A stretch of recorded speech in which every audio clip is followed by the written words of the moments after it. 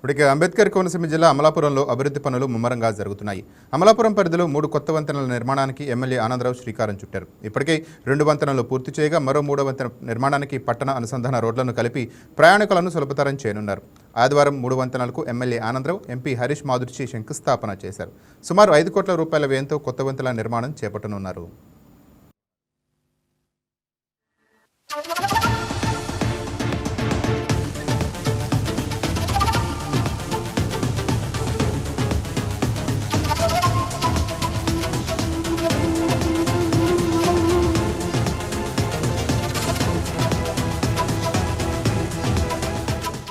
మూడు బ్రిడ్జీల నిర్మాణానికి శంకుస్థాపన కార్యక్రమాన్ని చేసుకోవడం జరిగింది.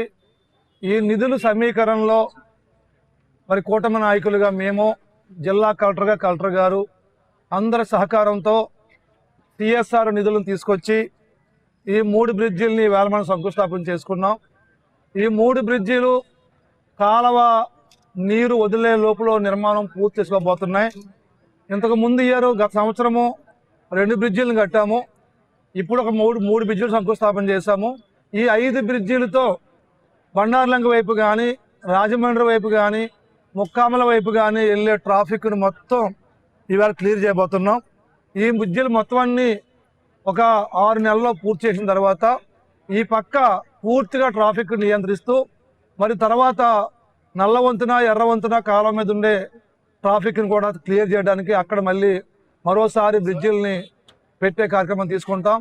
ఈ అభివృద్ధికి అంతటికీ కారణం, ఈ అభివృద్ధికి మొత్తానికి కారణం గౌరవ రాష్ట్ర ముఖ్యమంత్రి వర్యులు నారా చంద్రబాబు నాయుడు గారు.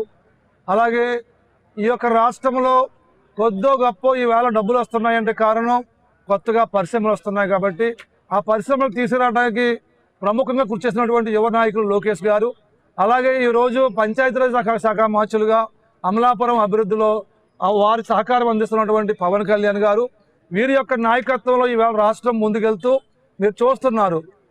ఈ రాష్ట్రాన్ని జగన్మోహన్ రెడ్డి అప్పులు చేసి 9.5 లక్షల కోట్లు అప్పులు చేసి రాష్ట్రాన్ని దివాలా తీపిస్తే, దివాలా తీసిన రాష్ట్రాన్ని ఈరోజు మళ్ళీ గాలిలో పెట్టి ఆర్థిక వ్యవస్థను సరిచేసి అభివృద్ధి ఒక పక్క ఎప్పుడు ఎక్కడా లేనంతగా, భారతదేశంలో ఎక్కడా లేనంతగా సంక్షేమ పథకాలని అభివృద్ధి చేయటంలో గొప్ప ముఖ్యమంత్రిగా చంద్రబాబు గారు తీసుకున్న చర్యల్ని ఆదర్శంగా వాళ్ళు తీసుకుంటూ వారికి హృదయపూర్వకమైనటువంటి నమస్కారాలు తెలియజేసుకుంటూ అమలాపురం అభివృద్ధిలో వారి సహకారాన్ని మరొకసారి కొనియాడుతూ ధన్యవాదములు.